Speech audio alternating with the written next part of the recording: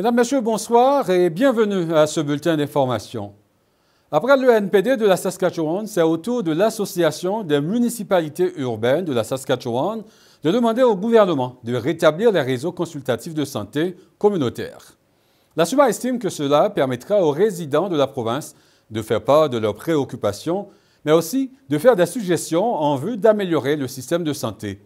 Les membres de la SUMA ont même adopté une résolution en ce sens, comme nous l'explique son directeur général.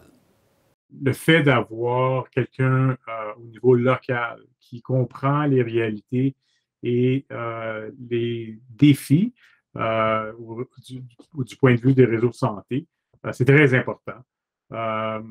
En ayant éliminé, si on veut, toutes les régions au niveau de la santé,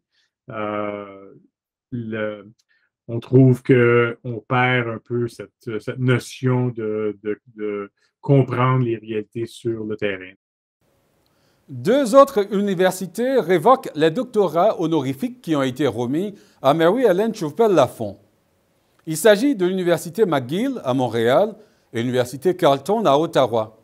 L'automne dernier, CBC avait publié une enquête mettant en doute la revendication d'ascendance autochtone de Mary-Ellen Chauvepel-Lafont.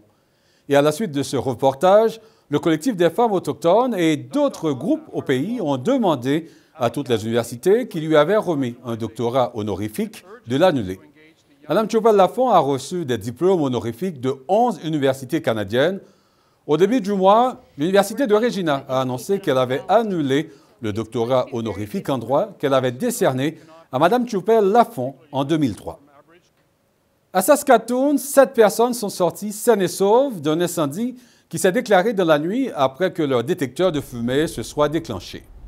Et dans un communiqué, le service d'incendie de Saskatoon indique qu'une unité de sauvetage a été dépêchée sur les lieux pour un incendie de structure dans le bloc de l'avenue E-Sud.